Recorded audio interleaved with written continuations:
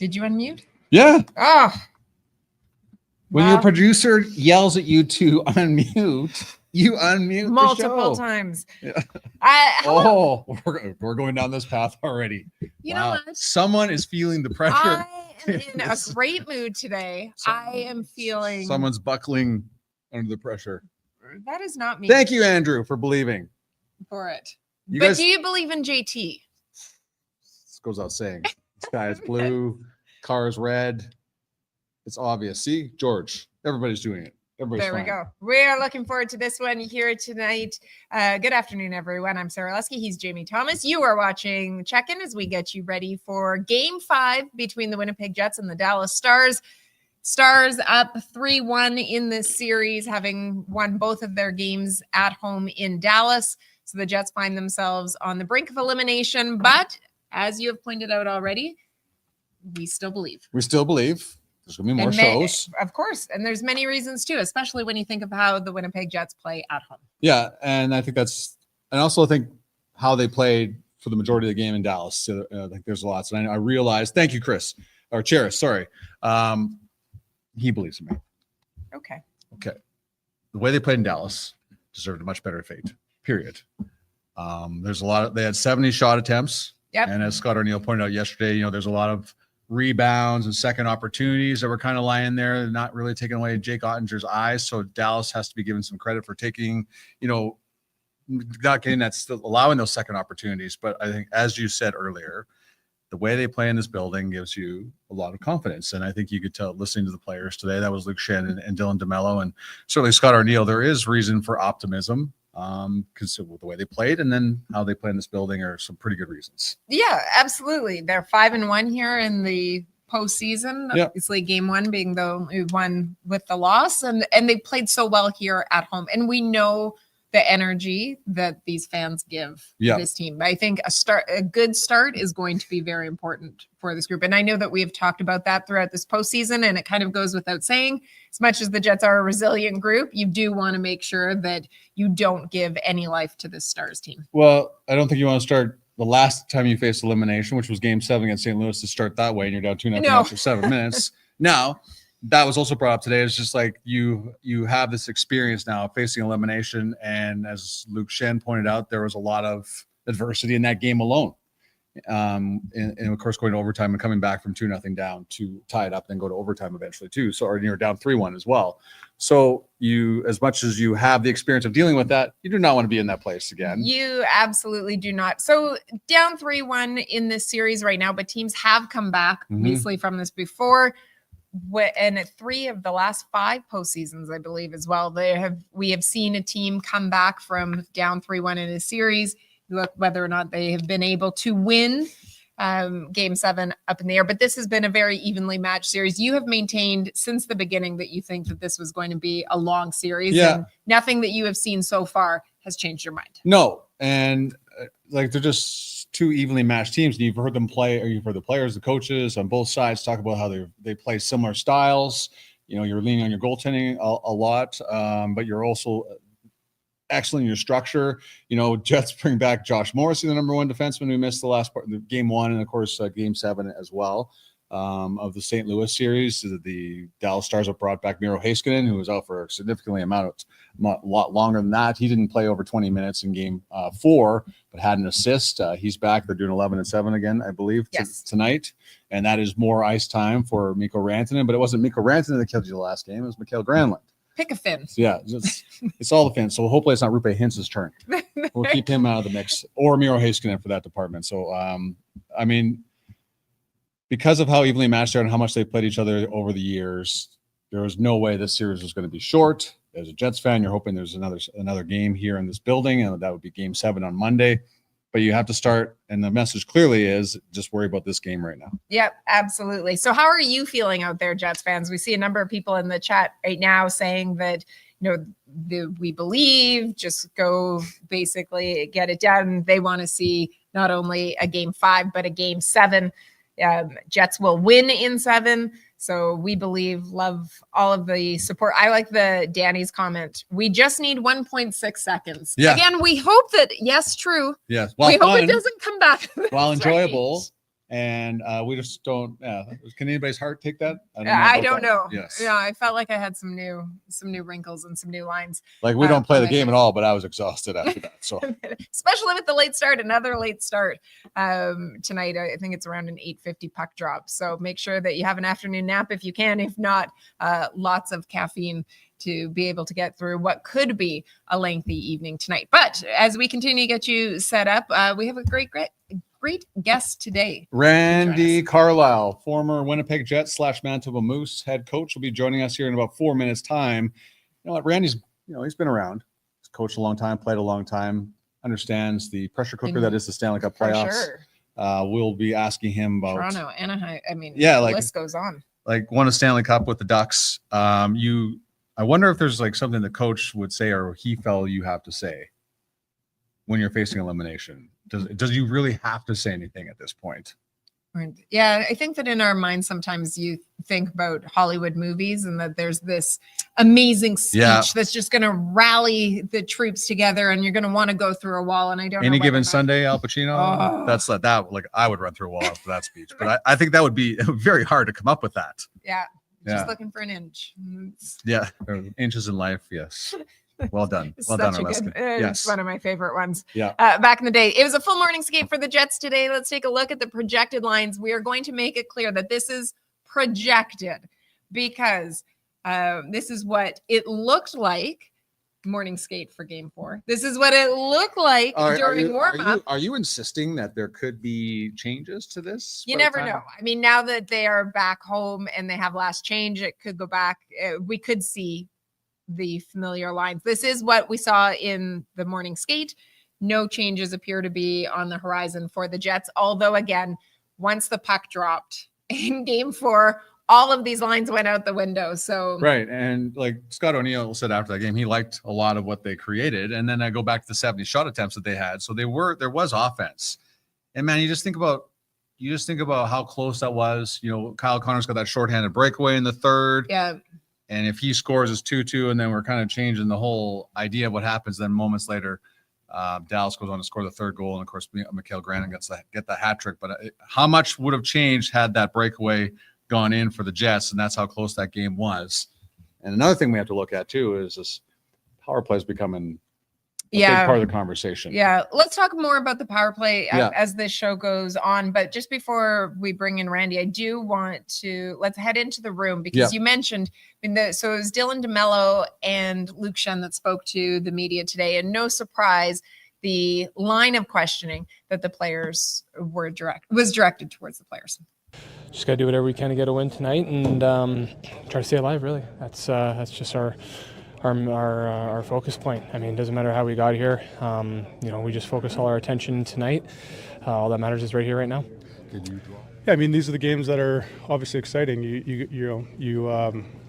It's one game at a time, really. That's all it comes down to. And obviously, you kind of learn some things throughout the series, make adjustments, and at the end of the day, you play for the guy in the room next to you, and just leave it all out there. There's,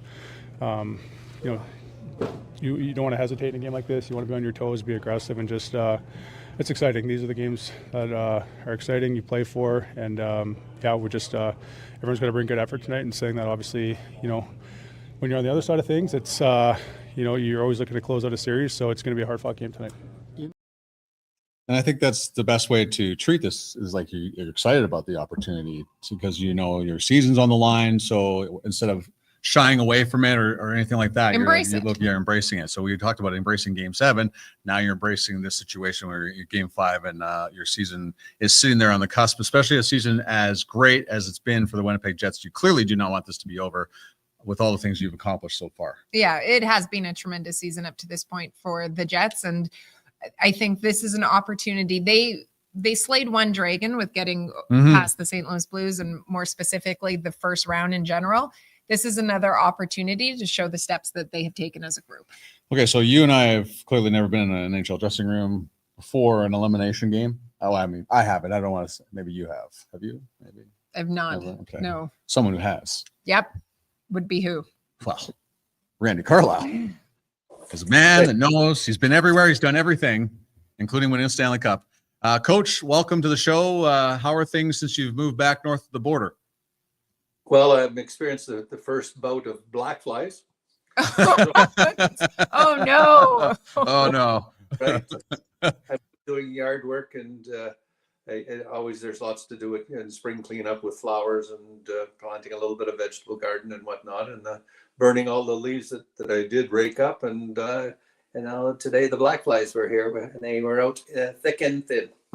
Do you have to wear it? I remember Matt Duchesne used to always, when he was growing up, because he was always outside and basically practicing at his house, and they had black flies issues. He'd be in a full, almost beekeeper's outfit to try to be able to deal with them. What's the best way to deal with black flies, Randy?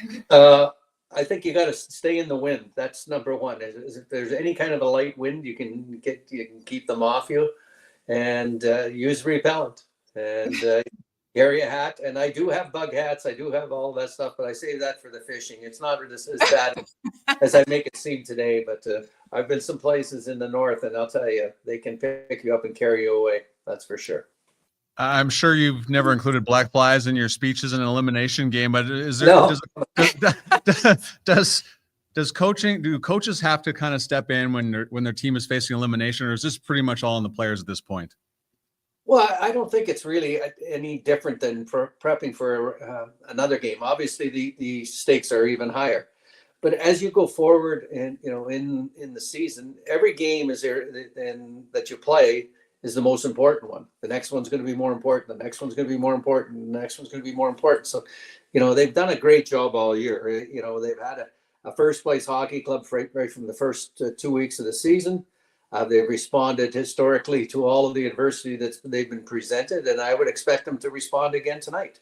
I think that the message that I would would deliver is basically, let's not change anything, gentlemen. Let's play our game. We've got a group here that has been able to accomplish a lot. Now we've got to go up and step it up another level. Every one of them can give 10% more. Every individual there can give 10% more, and that's not a lot to ask of a caliber of team in which they have. And go and outwork the guy you're playing against, and if they do that, I think they'll surely have success. Were you a big sorry, Randy? No, I'm just saying that those are the kind of things that I believe in, and just really lay it back and reflect on the positives that you've had through the course of the season, and take those steps and use those as motivation, and take those steps and go forward. Get a great start. Get a start. First body check, first scoring chance. Be first on everything. Were you a big speech coach, Randy? Did you? No, I wouldn't say I was a speech coach. I think there are times that you should say something, and there are times you shouldn't say anything. I think that the deeper you get into your season, your players really have to take over responsibility, and you're kind of guiding them through. You're making sure you're managing their personalities, you're managing your lineup, you're managing your injuries, but the systems and whatnot that you put in place, you want those as to be staples, but you have to make coaching decisions, and the coaches have done so. If you look at the last series and I think it was the game tying goal, that's a set play off of a power play, and there's 19 seconds left, something like that, to tie the game. Or it may have been a minute 19, whatever it was, and then those are the kind of things that you have to accomplish, and you had set plays, and the players are familiar with them. But as the emotions get ramped up and the pressure gets going, and the pressure that is applied in the playoffs, as you're all experiencing now, is over the top.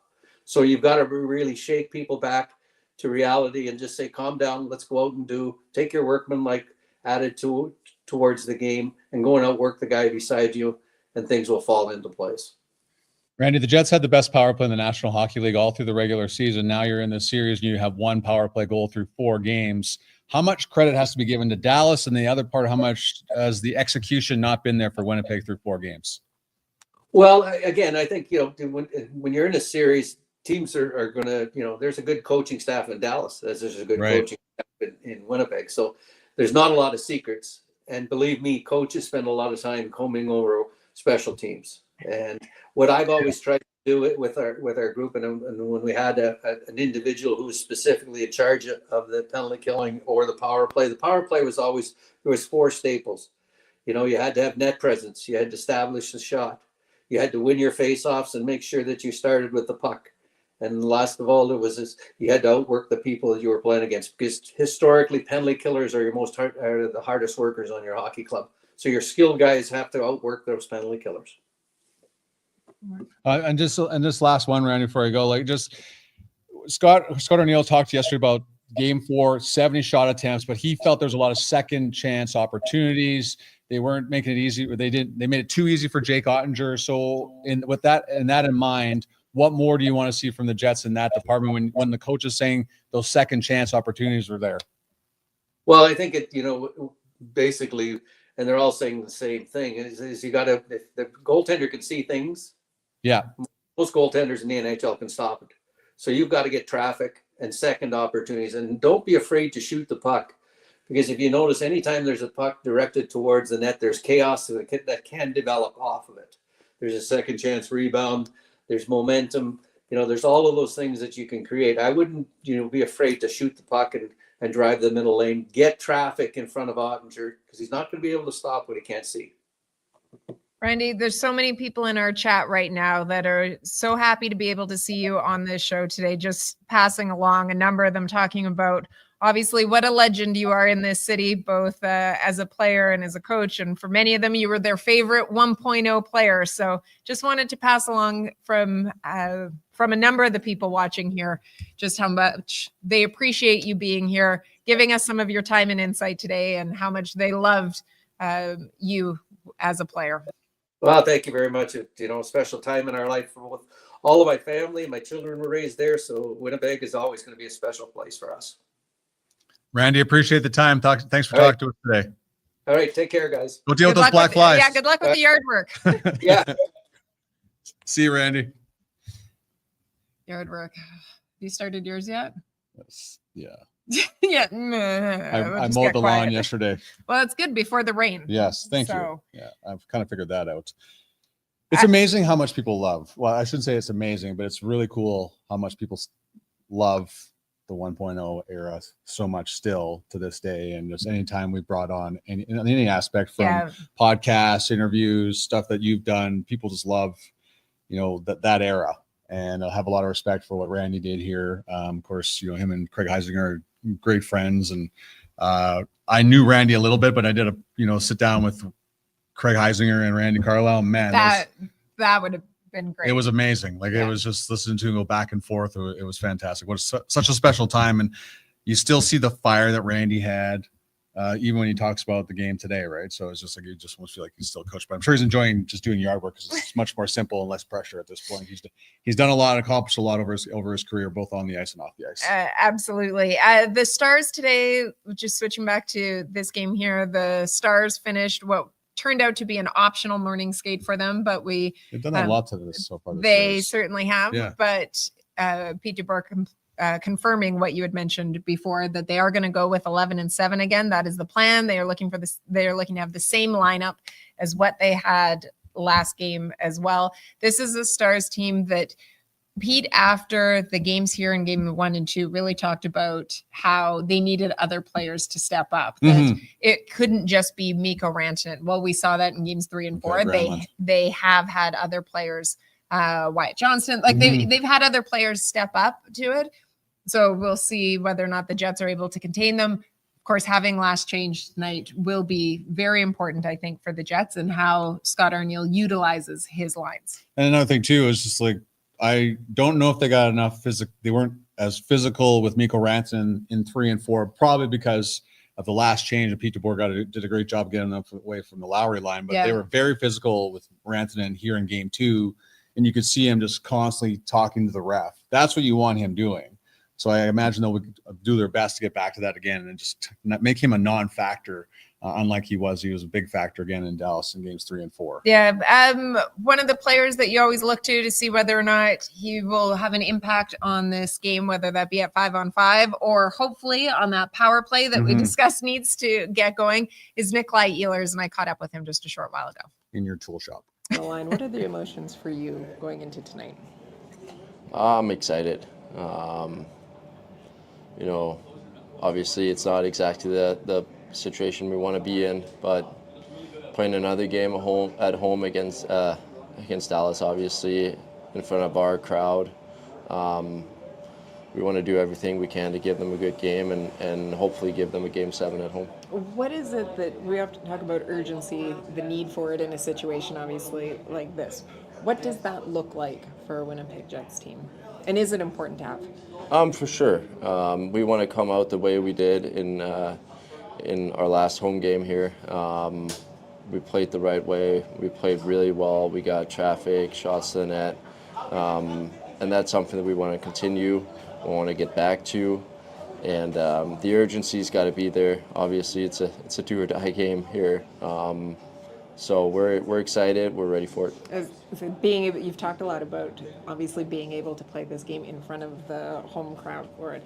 Does being here at Canada Life Center give this group additional confidence? Oh, 100%. This crowd has been unbelievable to us all season, and in the playoffs, it's been incredible. The support from the city.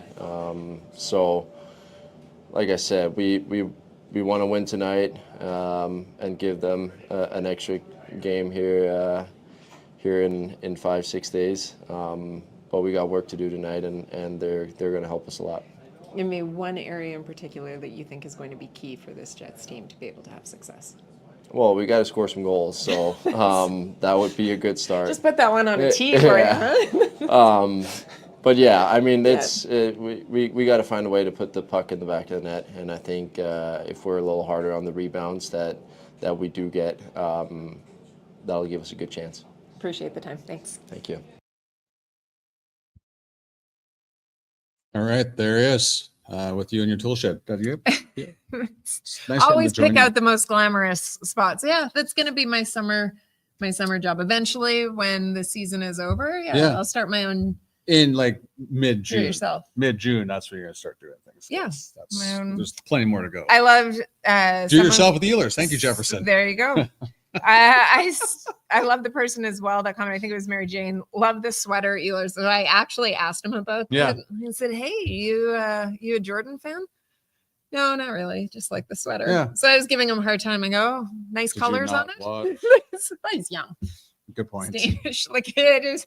Did you not watch The Last Dance? I mean, it only came out during But I just COVID. like it's really good. I like the sweatshirt. I like the design. You're waiting on for this it. amazing answer to come out That of there? maybe deep down he was going to tell me he was really excited that had a pair of Jordans. That Jordan was going to be on NBC's coverage for NBA. No, that's fine. So I had to give him a hard time. Oh, just nice colors on the sweater. That's what attracted us to it. And that's why he's going to score a goal tonight. There you go. Okay, storylines for tonight. We haven't talked really about the power play in depth. What is it that you think has been causing this team issues? Because one of the areas, obviously, Scott Ardiel has said that passing up shots. Well, that everybody needs to be able to be better than Dallas in a number of categories. Best players need to be better. Grinders need to be better. Your special teams. Special teams is an area, as evenly matched as this series has been, that is an area that the Winnipeg Jets have to get better in. Yeah. Especially in a game like this. Yeah, like 1 for 16 is not going to get it done. And I mean, Dallas's penalty kill has been tremendous. I think it's at 90-something%.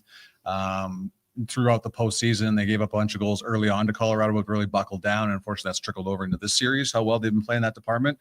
But it's shooting the puck. Like Ehlers, I feel shot a lot more during the regular season. I haven't seen that shot. You haven't seen Gabe Velarde and those second chances from the net. So Dallas has been doing a great job of taking that away from them. And Ottinger's made some big stops here and there, but I just think they need to get the puck to the front of the net a lot more than they have been. There's been a lot of passing. There's been a lot of movements, as we saw through the regular season, but just not that shot-first mentality that you'd like to see. Easy for me to say I'm not the one on the ice trying to find a way to get the puck through a certain lane, but there's enough talent there, certainly in that first unit, where you'd like to see a little bit more. And then, of course, this is what happens when you're trailing in a series. Everyone's looking to the big-name players. You know, Mark Scheifele's got 2 points in the series. He had 7 shots in game 1 alone, and that's coming back from not playing game 7. So you would like to see a little bit more. Obviously, with last change, Dallas made that top line ineffective. That's probably why Scott Ardiel felt he had to break it up for a little bit. But now you're back on home ice, and you're hoping for more from your big guns. Okay, so give me a player that you are watching tonight. Wow, it's still stunning to me that Kyle Connor does not have a power play goal since December. That's wild. It is. And especially when it's the number one unit in the league. And I know they had a lot of big numbers early on, but this is a classic Kyle Connor game for him to help this team push this series to 6. So Kyle Connor is who I'm leaning on. What about you? So I'm going to go with I took the low hanging fruit. Well, I mean, I kind of could as well. But I think there's a number that you could look at, but I'm going to go with Neil Pionk. So you look at the contributions, because I'm just going to say big game. So game 7, obviously he had the 3 assists in the win against St. Louis. He had one of the best games that we'd seen from him so far. Can we see him duplicated again? I saw a number of people put in there, or some people put in the chat, this is the perfect time for Cole Perfetti to come out as well. Obviously, he was very impactful in game 7, as we know, 1.6 in Cole we trust. But I think that they need some more production from their blue line. That was obviously an area that they were able to have success with during the regular season, and they were able to get contributions from. We haven't seen that in this series to the same extent. It would be easy to go with Josh Morrissey, of course, but I'm going to go with Neil Pionk. I like this. We need a big crunch from KFC this game. That's good. We need another big game from Captain Clutch, which is obviously Adam Lowry. So lots of input from the fans who need Perfetti. Good job. Just win, baby, from Jefferson. Listen, you guys have been awesome because of everybody here watching the show right now, and anybody that's watching it later. Like, this is why we're still going. We don't want to not do another show. No, we've had so much fun, and it's been so great to see so many of you that have joined us throughout the regular season, that have continued to, or maybe this is your first time in the postseason joining us as well. And we just want to be able to keep continuing on, because we love being able to have these conversations with you and get you set for each and every Winnipeg Jets game. Let's just take a quick look at the lines before we leave you. It's all guns blazing here. Everybody back to normal after the big line changes in game number 4. Of course, as you said, last change, that helps things out a little bit, but if it ain't broke, don't fix it. From this is a group that's carried you a long way. And Luke Schenn, again, a guy that's won 2 Stanley Cups, is somebody you can lean on, and how calm he is. He's going to be physical again here tonight as well. So there's just lots to like about the lineup looking familiar as we go forward here in game 5. And look, however game 5 ends, obviously everybody watching hopes that it ends with the Winnipeg Jets win. Regardless, though, I think if you're able to go out there, you just leave everything out there on the table. Yeah. The Jets, although down 3-1 in this series, could very easily be up 3-1 in this series as well. So the way that this goes, you know that a great team at the end of, whether it's tonight, at the end of 7 games, whatever it might be, a great team is going to be going home, and that'll be the end of their season. The Winnipeg Jets have had a season the ages for them, obviously setting so many franchise records. We've seen so many personal records that have been set, career highs for a number of players. And you just want to see this team, however it is, they always say you just play the game in front of you. Really, you have to leave it all out there. You can't save anything hoping that maybe it's that you'll be there for a game 6. Leave it all out there. And I think as long as you do that, however the cards may fall, there's been so much to like and cheer for with this Winnipeg Jets team this year. I mean, I don't want to compare the Jets to the Edmonton Oilers, but Edmonton was down 2-0 to Los Angeles, and everybody was writing them off in the opening round. They've gone 8-1 since then. There's a lot of things that can happen. Momentum changes all the time. Get an early goal in this one, get things rolling, and then you start to figure out how things go along. But game 5 is the main focus here, and I hope everybody at home here enjoys game number 5. There's likely to be more. Just wear your white, whether you're at home, if you're coming down to Canada Life Center, if you're out in the rain gear, I mean, a white raincoat works just as well. As well, but looking forward to what should be a great atmosphere. We know what it's like. The players have all spoken about it. The confidence you heard from Nikolaj Ehlers that this team gets from being able to come here and play a game like this at home. You can only play the game that's in front of you. Again, leave it all out there. Embrace the pressure, embrace the moment, and we'll see what may come. Yeah, for sure. Winnipeg Sports Talk is going to be able to pick this up from here. Thanks so much, everybody, for watching. Game 5 tonight. Bring a lot of energy. It's a long weekend coming up. Who cares if you have to work tomorrow? Tomorrow doesn't matter. Just worry about tonight. Yeah. There's got to be a song in there. It sure is. Be energetic, throw everything you can tonight to push the Jets to victory tonight, because we're hoping for a game 6 on the weekend. Hey, Kathy, you're wearing white in London. in the UK. That's awesome. We love to hear it. Nice. All right. Enjoy, everybody. Thanks so much for checking in. Have a great day. Enjoy Game 5.